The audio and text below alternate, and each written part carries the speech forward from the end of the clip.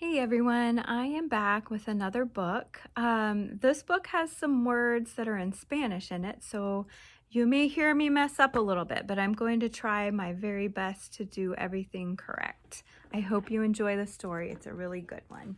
This is called Chato's Kitchen by Gary Soto, and the illustrations are done by Susan Guevara.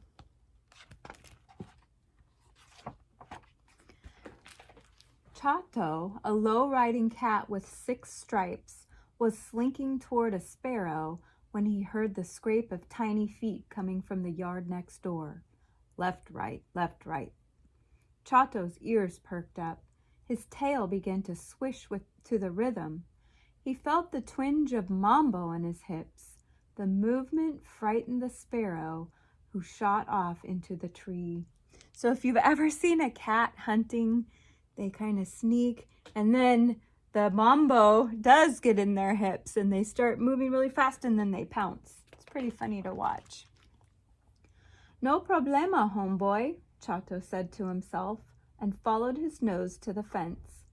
Through the narrow slats, his eyes grew big as he spied 5 mice the color of gray river rock.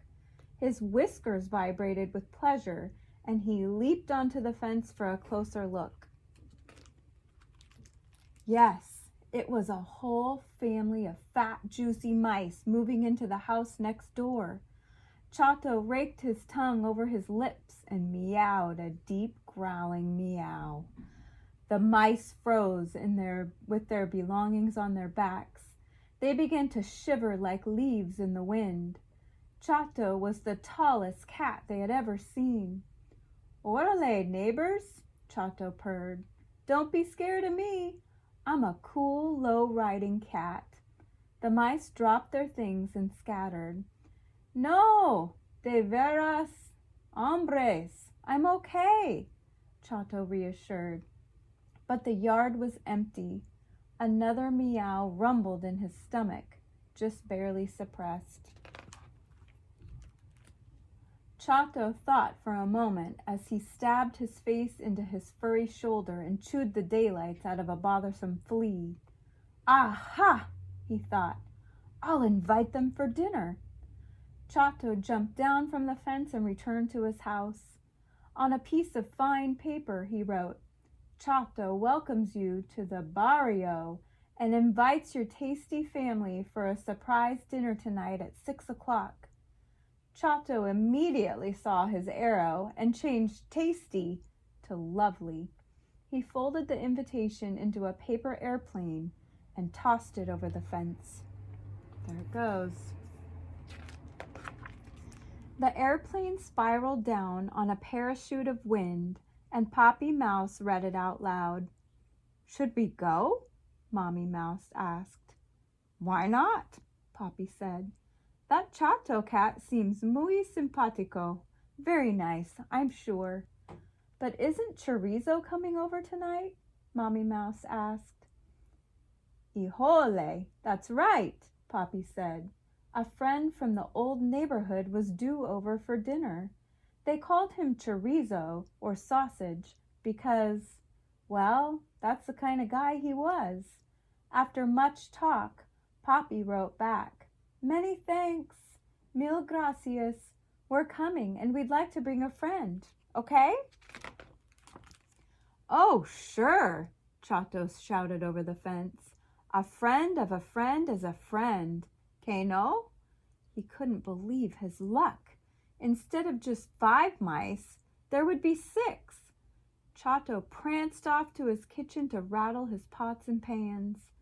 Whistling La Bamba, he took out beans for frijoles, perfect for mice, then ripe avocados for guacamole, very nice, and he checked for some arroz, because of course we need rice. As he was piling ingredients on the table, the doorbell rang. It was Chato's best friend, Novio Boy, a cat with soft green eyes, sleek fur, and the loveliest growl in the barrio. Novio Boy also wore the flashiest cat collar, a leather one with real gems that sparkled at night when cars passed in the street. Yo, cool cat of East Los Homes, he purred. What you doing? I'm having mice for dinner, served with the works. Help me with las tortillas. The guys got to work.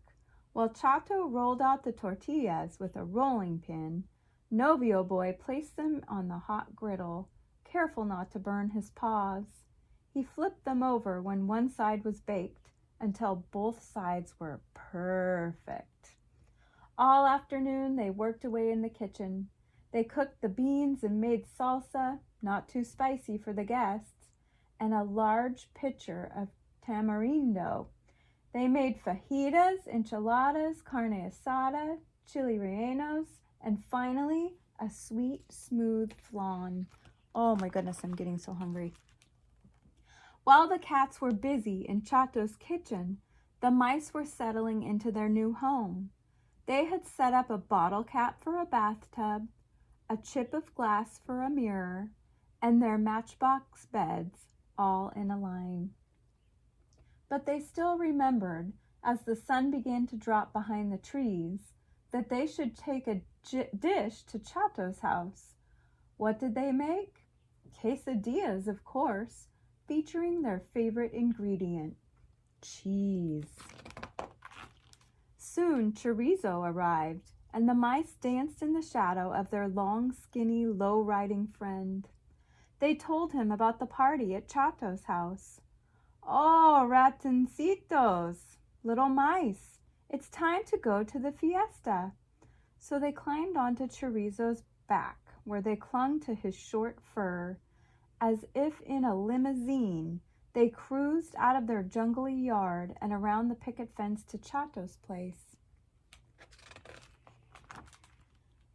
But look at what Chorizo is. Chorizo is a dog. Chato and Novio Boy were in the living room grooming themselves for the party. After 5 hours of cooking, they were so hungry that each time a bird swooped past the window, their gray eyes grew narrow and their mouths watered. When they heard a rap on the door, they grinned at each other. It was like a delivery service with mice instead of pizza. We brought chorizo, Mommy Mouse called. Sausage?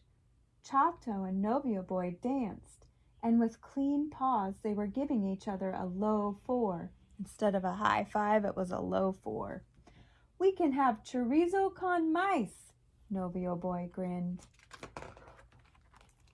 But when they opened the door, Chato and Novio Boy were facing a low, road-scraping dog with a barrio of mice on its back. We're here, shouted one of the little ones. The cool cats didn't say anything. They didn't hiss or swat the air. They ran and cowered under the dining table. They were scared. Chorizo wagged into the house, his belly bumping over the threshold. He clicked on paw nails into the kitchen, his nose picking up the smells of simmering food. He shivered the mice from his back, and they dropped like gray fruit. Hola, Chorizo barked politely. Chato and Novio Boy scampered from under the table and leapt up on the curtains, where they meowed for their lives. What are you doing there? Mommy Mouse asked. Don't tell me you're scared of Chorizo. Mira, he's a nice dog. Chorizo wagged his tail and let his tongue fall out. Chato and Novio Boy looked at each other. They slid from the curtains and, fur raised, greeted Chorizo with a cautious meow. Slowly, everyone took their seats. Salud, toasted Chorizo. To your health. Salud, Chato agreed forlornly. He was not going to eat any guests tonight, but still, he figured, it was a pretty good meal they'd rattled from their pots and pans. After all, it came from Chato's kitchen, And then they all had a nice meal together. They all ended up getting along and becoming friends. And that is the end of the story. I hope you guys liked it. Bye.